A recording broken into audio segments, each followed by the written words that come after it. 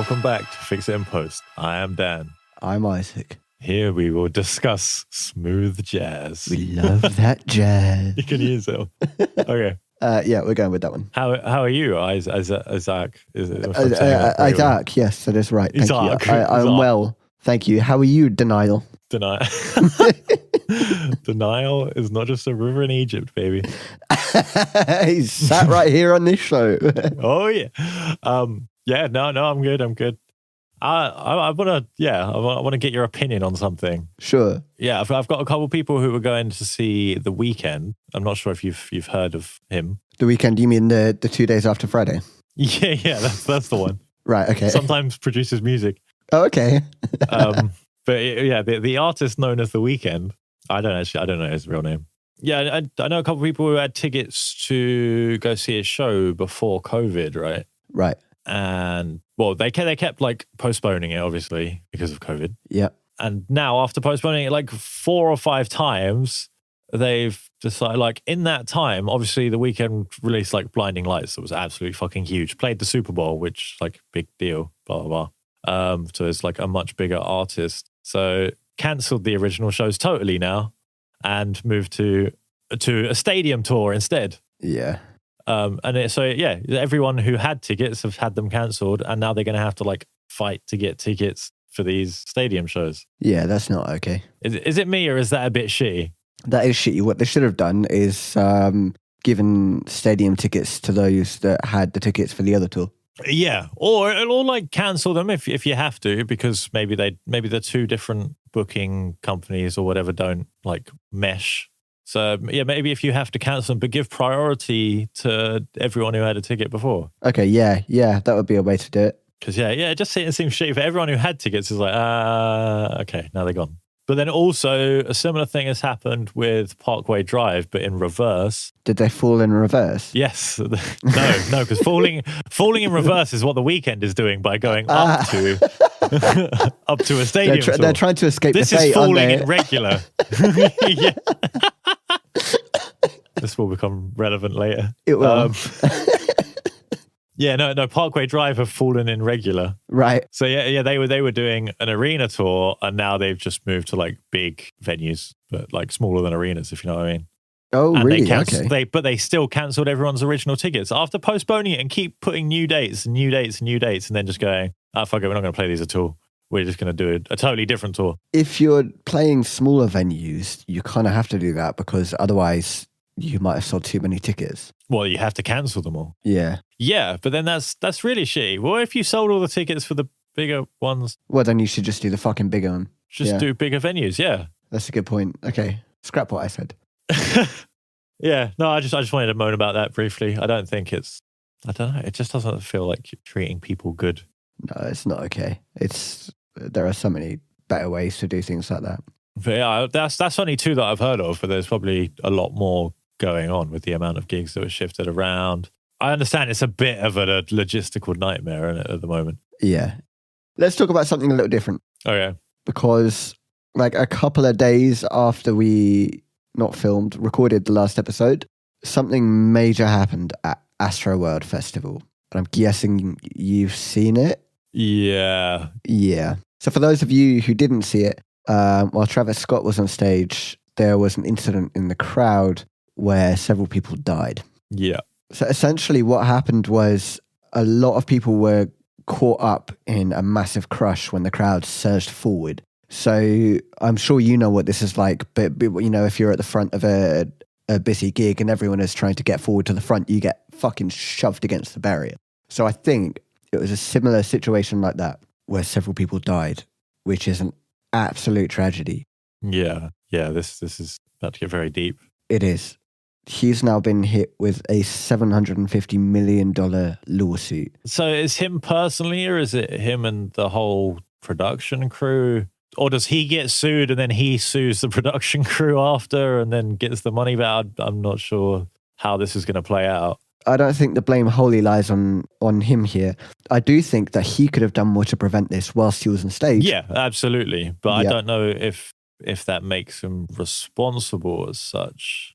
It doesn't, because there are so many people involved in a production like this. Essentially, it's a production, a gig, a stage show is a fucking production, and there are hundreds of people sometimes involved, especially in a festival of this size. So he cannot be the only person to be blamed in this situation. No, I mean, there's a video I've seen from it that fucking haunts me. I don't know if you've seen it, but this girl climbs up on stage and she's like shouting at one of the staff, like on stage, saying, "Yeah, someone's died in there," and quite like panicked and freaking out, obviously. Yeah. And she's just saying it like over and over again to this guy, and this guy just slowly turns away. Oh, fucking hell! That video is just like etched in my brain. That is. Oh, I don't even know. I don't have the right words for it, but I guess what was going through that guy's mind is, oh, this person's just fucked up. Yeah, I know. Yeah, because there is that. Oh, this crazy person's on stage. The guy, to be fair, is wearing like headphones, right? But yeah, I don't know. He clearly looks at her and like, I don't know. He just sort of just waves to like make her go away, and then turns around. At the time, I guess you're like, you're probably focusing on your job.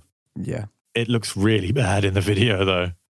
There are, I actually saw a few videos come up since this of situations like, let's take one was Nirvana, and they were playing like an acoustic set, or Kurt was there with like a small orchestra or something, and he was playing a song on the acoustic guitar, and then he saw something going on in the audience, and without even fucking thinking, he threw the guitar down and got involved and stopped it. Yeah. There is things that can be done by the person on stage. Yeah, but it's a lot of responsibility. I mean, we've played like fucking minuscule shows in comparison to something like that. Yeah. And when you're on stage, you don't really have any idea what's going on down there. It's dark. You've got lights on you and it's dark out there, so it's hard to see. It's hard to give responsibility fully to the artist. Oh yeah, no, 100%. It's not all on him. No. Yeah. Not at all. I do think there's more that he specifically could have done, like I said, but absolutely, he is not the person that I'm blaming for this. No, unless we know for sure that he was aware of it. If we know that he was aware of it and still didn't give a fuck, then that's different. Yeah, that's fucking awful. Yeah. But yeah, I've been to a few shows where I've been in a similar situation. Really? The one that stands out the most to me was Rage Against the Machine at Download. So yeah, big festival. Rage Against the Machine hadn't played a show in the UK in at least 10 years. I think they'd like only just got like the Christmas #1 thing the year before, where everyone got together and voted for Killing in the Name of to beat Simon Cowell and X Factor. Yeah, I remember that. So yeah, Rage Against the Machine played Download like the next year or something, and it was pretty like crazy near the front. Like not from like mosh pits or anything, because there literally there was no space to mosh even. And yeah, throughout their set, I fell over with about 50 or so other people, all fell over at the same time. About 4 or 5 times at least that I can remember. Like we're in the crowd and everyone just suddenly all goes like sideways at the same time, and there's people under me and I've got people on top of me, and it just kept happening like again and again. And they stopped. I can't remember if it was between songs or in the middle of songs, but they stopped at least 2 or 3 times, stopped playing, and told everyone just to like take a step back. But it was still happening again after that. But it did sort of calm it down for like a few minutes, and then it would just like happen again. There'd be a huge surge, and like half the crowd would just go totally over sideways. It was the weirdest thing. That is insane. Yeah.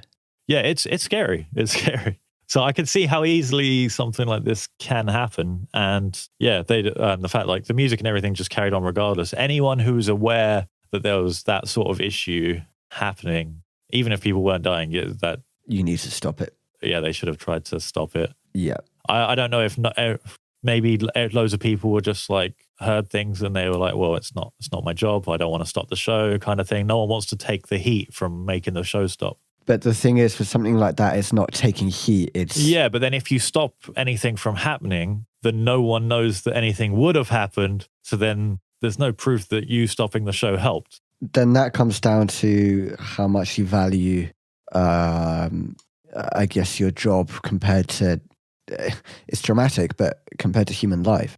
because essentially that's what this is. Yeah, you're right. Okay, it's fucking deep. It's it is. There's a lot of layers. I mean, firstly, things like this used to happen more often. Yeah. I mean, there was the big one in the 80s at Donington with Guns N' Roses. After that brought in a lot of the sort of cloud measures, and there was a lot of like science going into making the barriers and making that they a lot of them do like the weird like semicircle shape at the front now.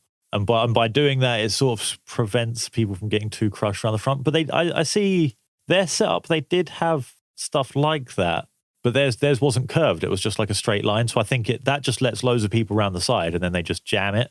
Whereas like the sort of semicircle designs lets people in around the side, and then there's actually space behind them then because of the curve. Yes. Yeah. Yeah. By now, you think all of this stuff's like worked out. Everyone knows the best way to set up for a large crowd. You'd think so. Well, the events industry knows. Who was it? Who's in charge of the show? Was it Clear Channel or? I'm not sure. There's only like a few people that organize these size shows in like America and in the States and in the UK. I'm not sure about Europe or the rest of the world. But we're mostly like there's only like 2 or 3 companies that organize these massive festivals. So and they know what they're doing. They've got the experience. They've had people look into the data and the science of crowds and I'm just shocked to hear this happening in like 2021. Yeah, it's fucked up. Oh yeah. Anyone who knew about it has surely got to be feeling guilty, and if not, they're a cunt. 100%. Have you seen those people sort of trying to hijack it and say it's about Satanism and no, it was a satanic ritual? Have you not? I've not, but it doesn't surprise me at all. So I think when he came out, there was some sort of a countdown, and there was like a swirling portal or something, and everyone's going, "Oh, that's the portal," and they were summoning the dead for some ritual. There's another one. This was actually on the news on TV where they said a couple of the people who died had been like injected and stuff in the crowd. Whoa. And then I've suddenly not heard anything about that. But because there's been those crazy stories of in the UK recently, it's been really bad with injections and spiking. Yeah. I still can't believe that's a thing. Yeah, I know. Apparently people are going around, putting pills in people's drinks isn't bad enough. You have to give them fucking needles with a syringe. Yeah. And then they have no idea what the fuck they've got. And there's so many layers of fucked up to that as well. But there was this was actually on the news in the UK. I didn't see that. That a couple of people in the crowd have been injected. But then suddenly that story's disappeared. This was like the day after. Well, maybe it was fake news. Someone reported it and then they realised that it wasn't true. Yeah, I think that's fake news, but as well as the satanic ritual. Oh, that's bullshit. Yeah. I mean, I don't know enough about Travis Scott, but I don't think he was trying to perform a satanic ritual. Yeah. The lawsuit that's against him is being the lawsuit is $750 million, but it's not just against Travis Scott. I've just seen here. It's against Cactus Jack Records, which is his record label. It also mentions his special guest Drake, Apple Music, Live Nation, Epic Records, and TriStar it was Sports. Live Nation. Yeah. Right. So Live Nation are one of like the big 3. One of the big ones. Yeah. So not Clear Channel. Apologies, Clear Channel. Yeah. Epic Records and TriStar Sports and Entertainment Group. I'm guessing they own the place where it was held. I just wonder, is there any sort of record over who reported what's going on and the people who chose to ignore it? I mean, I hope there is. I hope there is some sort of records of like, I don't know, maybe someone got a report about it. One of the other staff got a report and like messaged their manager or something. And honestly, I'm not sure. I think if there is, it probably wouldn't be public. Yeah, but I just hope those people get royally fucked when it goes to court. Yeah, I hope so. Because anyone who was aware fully deserves to pay $750 million. I mean, money isn't even going to help it. It's not. People died. You can't. I was going to say you can't put a price on that, but then hitmen exist. So yeah, but to the friends and family, there isn't. Yes, there isn't a price. There is no making this right. No, you can make them feel slightly better with a load of money, but that's all you're going to do. That's not going to bring someone back. No.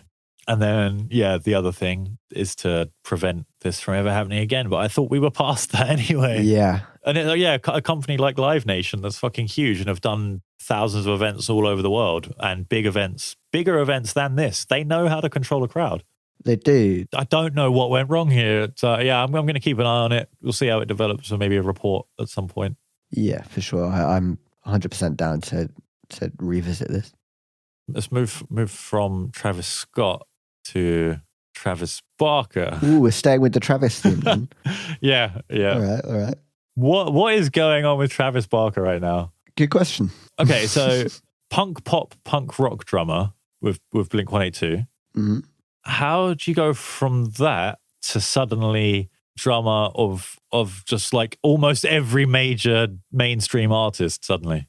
It's just like everyone now, it seems like you're not a verified artist now until you've got a song with Travis Barker. It's like fucking Pitbull a few years ago. Do you remember that? I mean, I've not seen anything from Pitbull for fucking years, but but he was suddenly featured on everybody's tracks. Yeah, he was absolutely everywhere. It's fucking weird. It is weird. I mean, I'm saying it now because I've just seen this this headline about Avril Lavigne. It was Avril Lavigne said Travis Barker just gets me. But yeah. Oh wait, hold on a sec. Let me see if I can find a list on like Wikipedia of all the featured songs of Travis Barker in the last like year or so, because there is a stupid amount. I was going to say, we'll be here recording for like 2 days if you find that list. I mean, just here, like in his Wikipedia page, because I'm being that lazy right now. Travis Barker, associated acts, plus 44, fair enough. That was with Mark from Blink-182. Anti-Mask, don't know the Aquabats. Boxcar Racer, that was with Tom DeLonge. Ignore that. But Expensive Taste, Goldfinger, Transplants, JXDN or Jaden. Yeah, Jaden. Yeah. Game, Asher Roth, Machine Gun Kelly, Nothing Nowhere, Not, Steve Aoki, Suicide Boys, Triple Red, Triple Extension, Yellow Wolf, Fever 333. That's just a few. That's not even... Drop Dead with Keisha, Wiz Khalifa, Lil Wayne, 93 Punks, Young Blood, Yellow Wolf, Tiger, Kid Ink, Ty Dolla $ign, Slash. Atreyu, Tyler Posey, and The Femme. Avril Lavigne, obviously now. It's just fucking ridiculous. At this Cool point, Kids, I'm just saying names of Flo people Rida, who make music. Britney Spears, Mike Posner, Mary J. Blige, I don't know, Pink. Yep. Idiot Pilot. Oh, he did one. Pitbull. He did one with Mod Sun as well. Oh my god. Has he got Pitbull? He's got Pitbull. Oh my god. Oh my god. The ultimate crossover. Yes. Fuck me. So 2021 alone, bear in mind we're not even at the end of the year. There is 1, 2, 3, 4, 5, 6, 7, 8, 9, 10, 11, 12, 13. And with Avril Lavigne will be 14 tracks that Travis Barker has featured on in. Fucking hell. This is crazy, man. I mean, he does have like a really unique style, but like drummers don't usually get like this famous, do they? Innit? Drummers from a pop funk band. Drummers from a pop punk. I can't even say. Yeah, band. You do the words. Pop punk. Thanks. Band. Oh yeah, so the Pitbull one was with Robin Thicke. Oh yeah, that's a douche. Travis Barker has made a total of 140 guest appearances. What? And that's his career. That's not this year, but oh my god, the fuck! There was a meme the other day, or no, was it actually a thing? So I think someone posted on Twitter like, "Oh, are you even a thing if you haven't got a Travis Barker feature on your song?" And like Travis Barker actually replied to it, going, "Hit me up" or something. Nerd, Black Eyed Peas, Bubba Sparks, Bun B, Papa Roach, Danny Diablo, Busta Rhymes, Lil Wayne, Mike Posner, Tech Nine, Bury the Hatchet, Scroobius Pip. Wait, no way. I didn't know that. Told you, at this point, we're just naming artists. Yeah, Wiz Khalifa, Cypress Hill, LL Cool J, Skylar Grey, Run the Jewels, From First to Last, Ghost Domain, Kanye, Lil Nas X, Demi Lovato, Girlfriends, oh my Escape the god, Fate, Willow, Black Bear. These are non-single guest appearances, so I guess they're maybe live appearances or something. Oh, maybe. I didn't know he did those as well. So he's not just doing it on albums. Yeah, Soulja Boy, Rihanna, Rich Boy, Eminem, Tiny Temper. Rihanna. I mean, really, would you have thought like 10, 20 years ago that Rihanna is doing a song? Oh, it was a with remix. Travis Sorry, Barker? these were remixes. That's my fault. I'm not reading what I'm talking about. Yeah, Lil Wayne, Rick Ross, Slash. I mean, we could fill a whole episode with these names. You could just naming them. literally just listing Travis Barker's songs. Fuck me. I mean, well done to him. Yeah, he's got a fucking He has career. like a fairly unique style, but how can he even think of enough beats? Or is he just playing the same beat on every song? Well, I mean, there is an infinite amount of drum beats, isn't there? Not infinite when he's only using he uses like a 3-piece kit. Oh, okay, yeah. But still, there are millions, possibly billions of combinations there. Yeah, but then you've got to like work around basic things to make it sound good. Yeah. Like mostly keeping the snare on like 2 and 4, things like that. Otherwise, it just sounds a bit off. That's true. I mean, you're probably right. You probably just reuse this as beats. All his stuff sounds like very, very similar style. Yeah. Yeah. I mean, it's easy money for him, I guess. Oh, for People sure, call yeah. him up and he's just like, I think he just goes and just plays whatever the first thing that comes to his head, and then they're like, okay, And cool, then that's it, record yeah. that, done. Yeah. All right, next song. I've got another like 60 songs to do today. Yeah. Next song, just play it. Okay, I'll just play it. It just jams. The first thing that comes to his head, record it. Next one, move on. Yes. I suppose most of them he doesn't have to worry about ever doing live, so he doesn't really have to worry about remembering what he's just written. So you can just jam and just play straight off the top of your head. Yeah. That makes it easier, I guess. But yeah, good for Travis. I'm glad he's doing well. I never would have expected this outcome. Couple of other things going on at the moment. So yeah, Taylor Swift, she's like, I think she's finally re-recorded her old songs. Yeah, I think she has. And iHeartRadio have announced they will only play the re-recorded version, Fucking which is well done. that's a big brilliant. win for her. Yeah, Yeah. I'm glad to hear that, and I'm glad iHeartRadio are doing something decent. Our podcast is on iHeartRadio, I think. I don't know if anyone listens to us on there, but I think we're on there. Oh, I love iHeartRadio. They're always doing great things. They're brilliant. We love you. Please promote Yeah. us. iHeartRadio. Yeah. No, pay me for that. But yeah, that's a really decent thing. I'm glad they're doing that. And she have new songs out. I'm not sure. There was a thing about her 10-minute song, so I assume there was a new song. That might have just been some fucking shitty YouTube comment. Next quick bit. Crazy Frog is returning. Yeah, it's on like TikTok or something, isn't it? I saw that come up briefly. But they might have to censor now in 2021. You can no longer show the Crazy Frog's penis. I didn't realize the Crazy Frog's penis was on show. I did when it came out, and I saw it as a kid, and I'm like, "What the fuck is that?" There's just like a weird nub in his crotch. Oh yeah, no, I remember. Yeah. Yep. I was watching now that you shit remember in the weird primary school. Yeah, you'd repress that memory. I'm sorry to bring it back up. Maybe it's a good thing they're censoring the frog peen. Yeah, I don't know what song they're going to use for that. I know the original was like that Axel F, but then that was actually a remix of Ding ding something ding else. ding ding ding. Oh no, that was a different one. Was it? Yeah, that was the very original you're talking that, where he just did like the motorbike noises or whatever. That's exactly what I'm on about. Yeah. Yeah. So that was the original like ringtone thing that everyone had for a little bit, and then there was like an Axel F Crazy Frog mashup remix thing. Was there? That was played on like music channels like 24/7. If you saw it and heard it, I'm sure you'd remember it. Yeah, you can look it up, or we can add that to our audio. Earful of sound. Oh, is it full of sound now? It's earful of sound. Okay. Yeah, It was okay. it's earful of sound, Daniel. Full of sound. Okay. Oh no, they're saying the boss insists the new video will have Crazy Frog like he originally was meant, with a penis. But they will also have a censored version. But there will also be because US media, fucking hell, US censors everything apart from guns. We will have a censored version again because US media will not show the original version. Brilliant. So yeah, that's that. And lastly, Adele is suddenly everywhere. Yeah, she's back. But I keep seeing this. I fucking mentioned this. We recorded 3 episodes or something. I briefly mentioned during the recording that Adele is back, and you just kind of brushed it off. So I didn't even include it in the final cut. And now she's everywhere, and that could have been a really big story. So thanks for that. Damn it. You got in early, and I was yeah. I apologize. Like, yeah, I do. I keep seeing it everywhere, and I keep seeing this advert for like an audience with Adele. Do you want to be in an audience with Adele? No, Neither. No, it's a show that's already been done. It was recorded. Oh, but it's really weird. Like in the advert, they cut to Stormzy in the crowd, and he's like singing every word so passionately. I was like, that's amazing. Brilliant.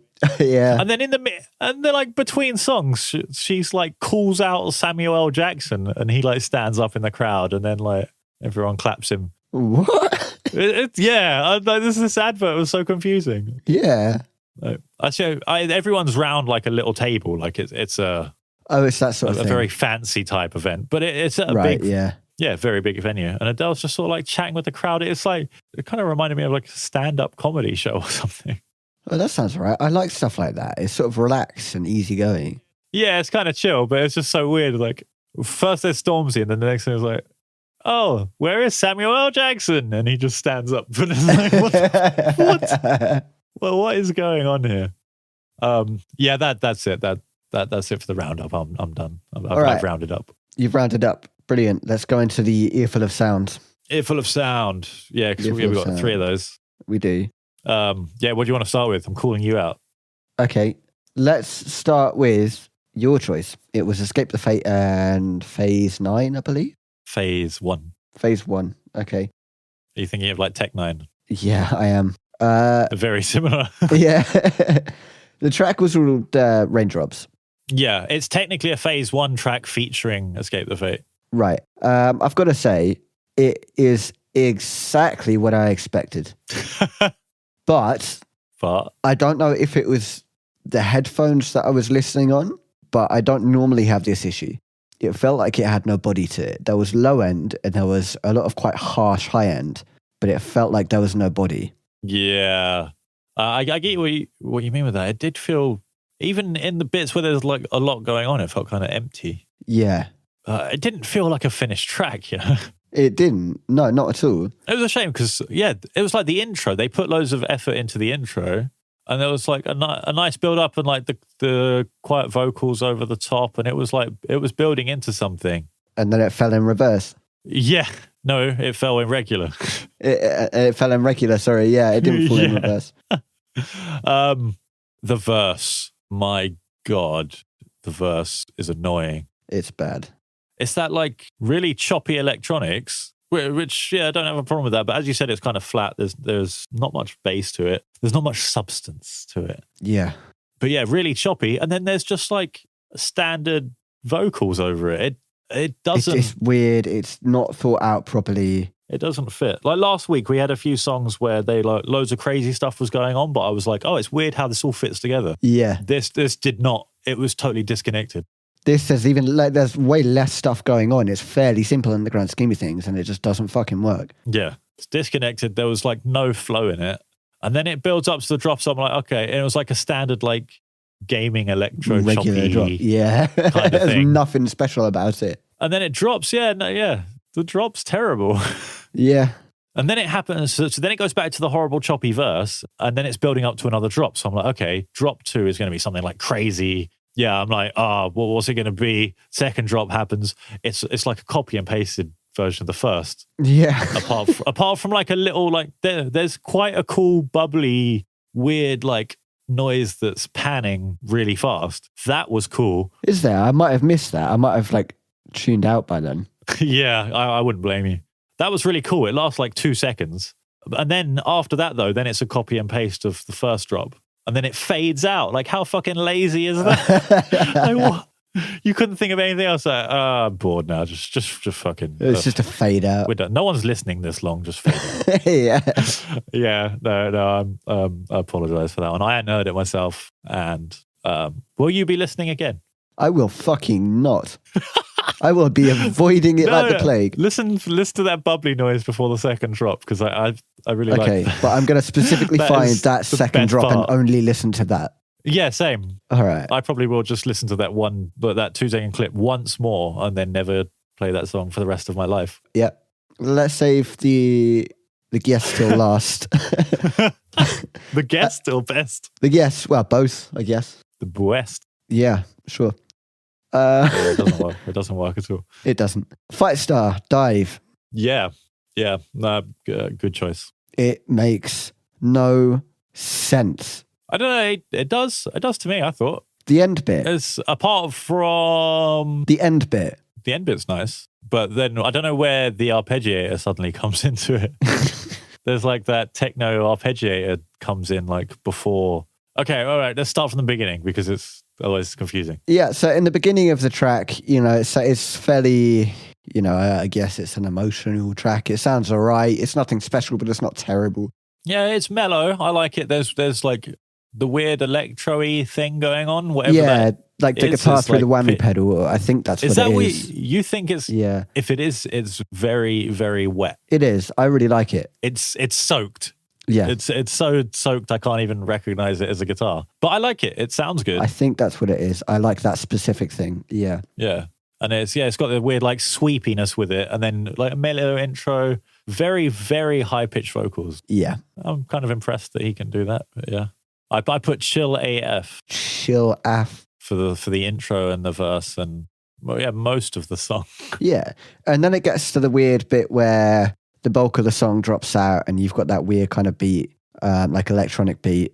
And that is a bit odd, but sure, we fucking move with it. So you're talking about, that's where that arpeggiator comes in. Yeah, and that is where it starts not making sense. So that happens, and that goes on for too long. And then you've got that heavy riff that comes out of nowhere with no vocals over the top, and once again makes no fucking sense because it doesn't need to be there. Yeah, so it goes from this mellow, chill intro, well, not even an intro, it's most of the song. Mellow, chill. The body of the track. And then suddenly arpeggiator break out of nowhere. And then from that straight into the heavy, genty riff with double kick and everything. And then it goes back to the arpeggiator on its own. Yeah, it makes no fucking sense. What I will say is after the second arp, like the drum beat sort of comes back in and the snare sounds beautiful. Yeah, I do. I can agree with that. There's suddenly like this huge reverb on the snare and it's just a great snare.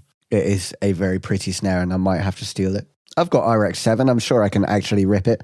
I can try anyway. But then the ambient synths kind of like build up, and then it ends. The second half of the track just isn't needed. No, it's not. But then we wouldn't be talking about it. True, but I would also like it more. Yeah, that's a good point. So will you listen again? I actually will. I actually really like the song. Really? Okay. Until that. Until bit. Yeah. But then I might suffer through that bit just to hear the big snare. I think honestly I'm of the same mind. There's something about that. Whatever it might not be a guitar through a whammy pedal, but whatever it is, there's something about that I really fucking like. Yeah. And that's why I listen to the song. It was really it's really like calming. Yeah. The whole song, and there was a lot to listen to. Really full mix. Yeah, I like the mix actually. I think it's quite well mixed. Like there's a lot of ambient synths going on. There's high stuff, there's low stuff. Every bit is kind of filled with something, but not necessarily like pushed to the front in the mix. It's just like it's there, and you'd notice it if it's gone, but you don't really notice it that it's there. You're not really going to pick it out. Yeah. So it's a really well made song. But then I don't know what the fuck happened in the last like quarter of the song. Yeah. Apart from the engineer did some good shit with the snare at the end. I don't actually know who engineered it. I might have a look. Yeah, there's only a few guys who do alternative music, unless it was one of Charlie's busted contacts. So on the Spotify credits, it says performed by Fightstar, written by no one, produced by no one. So I have no idea. Yeah, I mean, I'm sure it was produced. I'm sure because who mixed Dive by Fightstar. Producer Fightstar Carl Brown. Yeah, I don't know. I don't know who Carl Brown is. No, I mean, yeah, he might have used his connections from Busted and got like one of these proper like pop producers, which is why it's produced so well, because these guys, you might not like them, but they're paid a lot and they really know what they're doing. Yeah, for sure. And they have the best equipment. Absolutely. But yeah, I'm going to listen to that whole album. I listened to it when it came out. I've listened to like little bits here and there, and I think the little bits that I've listened to I actually find a little bit boring. So maybe I'll give it a go. But okay, But I only listened to it because they played Voodoo Halloween less than a month after this album was released. Did they actually? And that's only like what, Holy 1,000 shit, people tiny. venue at most, Yeah. and you won't even get 1,000 in the top in the room where they played. That's insane. I didn't know that. Yeah, that was a fun night. Yeah, I would have gone to that. But yeah, that's why I listened to this album. But I think I just had it on at work, so I didn't really pay much attention, so I didn't hear all this sort of thing, or probably assumed it was a separate track with the or the last quarter. Yeah. All right, let's talk about the last track. Ooh, McDonald's Girl. My first line of note. Ha ha ha! What the fuck is this? The first line of mine is Wheatus / Stacey's mum. Oh, okay. Because I couldn't remember the name of the Wheatus song. What is it? Teenage Dirtbag. Yeah, so it's like it's got Teenage Dirtbag and Stacey's mum vibes. I get you. Yeah, acoustic guitar and It's that sort of attitude, I think. I'm going to be honest with you. I listened to the music for the first 30 seconds and then I was purely in it for the story. Yeah, me too. Yes. I mean, music-wise, to me, I just thought classic, like country, really. American country song. It's just American. But yeah, it's about the story. It's all about the story. All about McDonald's Girl. Angel in a polyester uniform. Yeah. Better believe I'm listening to this again. And you better believe I'm sneaking this. Better love story than Twilight. 100%. You better believe I'm sneaking this onto the playlist of every party that I go to from now on. Yes. Yeah, it's funny you mentioned that actually, because on Spotify it shows the playlist that this song was in. Let me read a couple out. Well, one Christian Girl Autumn. This playlist, the name is "Girl, You Think You're Funny When Your Hairline Built Like the McDonald's Sign." Is that like a quote from something else? I don't know, but I like it. This one is "When Your Mum Brings Home McDonald's." Okay. But it's a load of other songs that have nothing to do with it. This is the only one that seems McDonald's related in that playlist. Or this one, "I Must Be the Most Mysterious Girl in the Nearby McDonald's." I love it. Like these playlists, there's loads of them. And like what? Big Girls Do Cry. Strange song. It is, but I love it. Late Night Drive to McDonald's playlist. I mean, I would so sing this on a late night drive to McDonald's. Fuck yeah. Man, this would be a jam in the car. I'm going to be a Debbie Downer, though. Oh, you prick. The Blenders did not make this song. Well, they did not write this song. Oh, did they not? This song came out in 1981. Oh, shit. Okay. And it was by Dean Friedman. I don't know who that is. Neither did I. He's done a few songs, I think. Okay. Let's check out Dean. Oh my God, Lucky Stars, his top song, 1.4 million listens. Oh, wow. Okay. So he's still relevant if people have been listening to him on Spotify. Yeah. I need to check out Dean Friedman. He's got an album called Squirrels in the Attic. You know what? I'm going to listen to that. Yeah. He's got another one called Submarine Races. I'm so going to listen to this. What I found funny, though, is that Dean Friedman is spelled, and he did this song about loving a McDonald's girl. Mm-mm. It's spelled Fried man. Friedman. Dean Friedman and his Dean McDonald's girl Friedman song. and his McDonald's girl. Singing about his angel in a polyester uniform. Oh, I fucking love it. I really do. I'm so gonna I'm gonna have to like play this just at random things. Anytime there's a Bluetooth speaker or something, McDonald's you're connecting and playing McDonald's girl. Yeah. But I need to check out Dean Friedman. Oh, I mean his fifth song, Your Friend Janet. I need to listen to that. What is happening? I need to find out about my friend Janet. Yeah, thanks all for that one. Yeah, that's gonna leave a lasting impression. It is. It's life changing. Yeah. Shopping bag ladies. The deli song, Corned Beef on Rye. Fucking hell. Oh, he brought a single out last year called Riding with Biden. Oh, it gets better and better. Fuck. It does. If you see his picture on fucking Spotify as well, it's amazing. Okay. Or the cover of Squirrels in the Attic. Oh my God. Oh my God. I fucking love it. What, are you looking at Squirrels in the Attic? No, I was looking at a Spotify photo. Does his face? Oh, Squirrels in the Attic. Oh my God, it gets better. It gets better. It does. And riding with Biden. Riding with Biden. Oh, it's almost as if he's stolen the like obey sort of style. Yeah. Like the shepherd kind of artwork. Holy shit. Oh, Biden is in his whip. Oh. Man, this guy. I need to know everything about Dean Friedman for next episode. And I will do. Yes. Oh, I'm looking. We will He's do got the research. Hobnobbing. I mean, just the name of these songs are great. Words and the Music, his album in 2014. 12 Songs, his album in 2017. Songs for Grown-Ups, 1998. Multimedia Man. Oh my god. Oh my god. What have we stumbled across? Yeah, the album that McDonald's Girl is on was called Rumpled Romeo. I can see it, yeah. Marginal middle class. Oh my god. Well, said the rocking chair. Nookie in the mail.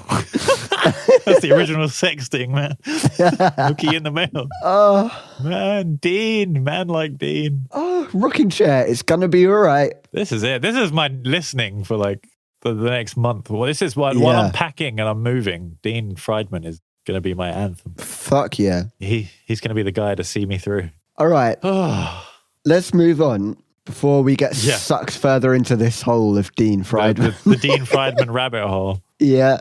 Earful of sound. No. No. No, I'm not happy with that. We're not. Auditory No. analysis. We're not. Auditory again. Analysis. Ugh. Audio frequency analysis. Go on. I'm giving you a choice of two now. What was the first one? Auditory analysis. Right, we're going with that one. Yeah. See, that's the perfect one. We can stick with that. Fine, we can stick with that. Well, what's your proposal for auditory analysis today, Mr. Isaac? Well, I'm going to do something a little different. And before I say what it is, I'm going to say that in 2 weeks' time, there won't be an episode of Fix It and Post because both Dan and myself have got some other things going on that we need to take care of. And we feel like it would be a lot easier for us to just take a little bit of a break. But then after that, we'll be back. So this listening diary has got to last 4 weeks instead of... It's not a listening diary, is it? Fuck me. No, you fucking up. Oh my God, that was the first one. Shit, that was This is the real reason I'm taking a break. Yeah, it is. Fuck me. Okay, what was it? Audio analysis? Auditory. Auditory analysis, okay. So this auditory analysis has got to last us 4 weeks instead of 2. Okay. I'm not going with a song per se. I am going with a YouTube video. Okay. There is a YouTuber called Andrew Huang who has a series. Oh, yes. You know him? I love Andrew Hong. Only for his series. Four producers, one sample. Yes. Oh my God, I love that. Is there a new episode? Please tell me there's a new episode because I've watched all of them. This is a really old one. I watched this a while ago. I watched it again today, but I want to focus on this one and I want you to watch it again and we can talk about it. I've watched a few of them like 2 or 3 times. Yeah, me too. I can't believe we've never spoken about him, but we both watched it. I swear I've mentioned it before. Anyway, this one is with Jamie Liddell, Flux Pavilion, Laura Escudé, and Riku. Okay, I've seen this. I can't remember it, but yeah, I've seen it. That was the most recent one, wasn't it? It was 7 months ago. Yeah. Yeah, I don't think there's been another one, annoyingly. Yeah, I've one more of it. This one, the sample is from Jamie Liddell. The premise of it is basically 4 producers. So that's Andrew Huang, who's the guy who owns the YouTube channel. The other 3 producers in this one are Flux Pavilion, Laura Escudé, and Riku. Yeah. They're all given a sample by Jamie Liddell, and they have to make a track out of that sample or around that sample. It's such a good idea. It is amazing. Because you can do, people do, they do go such opposite directions. They do. And it's amazing just seeing the creative process as well. Yeah. Especially like, I'm going to ruin it a bit here, but Riku, I think that's how it's pronounced. I don't know. He creates the entire track out of the sample. And what I mean by that is the drum beat is the sample. All of the synths are made from the sample. There's like little laser fires here and there. That's all made from this one fucking sample and nothing else. I love that it shows you how they make it not just play. Yeah. Doesn't just play what they've done. You can see exactly what they've done with it. You can see their process. Which you need sometimes because you can't can't figure out what they've done. What is the sample and what's not. Yeah. Yeah. What is your choice, Daniil, for the auditory? What is it? Auditory analysis. Auditory analysis. Yeah, I don't know. I don't know if people would appreciate this because it's very drum specific. Fuck it, let's do drum specific. It's specifically this video because it's. I don't know. So are you doing a YouTube video as well? You're not doing a song? Yeah. Okay. Yeah, it's part of the breakdown series that like Zildjian did ages ago. Okay. Matt Greiner plays Provision. How do you spell his surname? Greiner. I've watched this video so many times. I love it. Okay. There is just there's so much going on. Try and follow everything that's going on in this song. Okay. And there's a breakdown at like 2 minutes, and there's just like that whole 1 minute section on drums is just amazing to watch. Oh, this is the guy from August Burns Red. Yes. Ah, okay. This is going to be something else. Yeah. I mean, I would say definitely one of the best drummers in the entire alternative music genre as a whole, which is a huge area. Yeah, he's phenomenal. Yeah. And it just shows what you can do if you don't have any other distractions, as he is very, very, very Christian, and I don't think he drinks or does any drugs or anything like that. So it's just, I guess it shows what you can do if you fully focus on just one instrument kind of thing. Okay, cool. I'm really looking forward to that.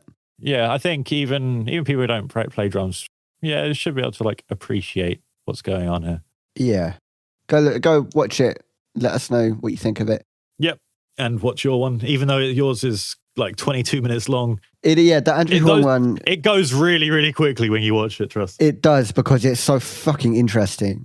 I'm telling you now, if you watch that and if you're interested in production, if you are a producer and you watch that video, you will end up watching more of them. Yeah. Yeah. You'll probably end up binging the whole fucking series. I think there's like 5 or 6 or something. There's a few of them, yeah. And they're not all just flipping one sample. There's a couple of variations of it. But this specific one is my favorite. I think more so the Flux Pavilion one I really like, and the Laura Escudé one, I think that's her name.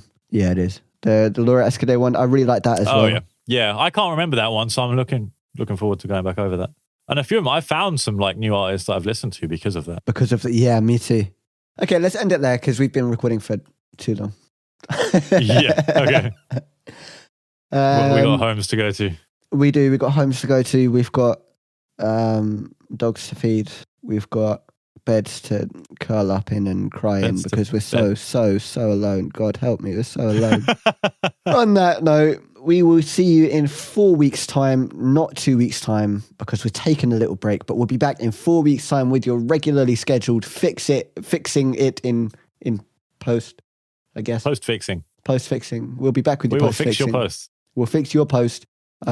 Fence posts only, please. Yeah, don't take offense. If there's anything that you want us to talk about or that you want to say to us, get in touch. All the details to do that will be in the description. I'll try and link the videos for you to watch as well in the description, just to make it a little bit easier for you to find if you do want to watch along with us. Don't forget to subscribe, and we will see you in 4 weeks' time. Peace. Bye. You know what? For the first time, I think we might have actually nailed that in one take. Yeah.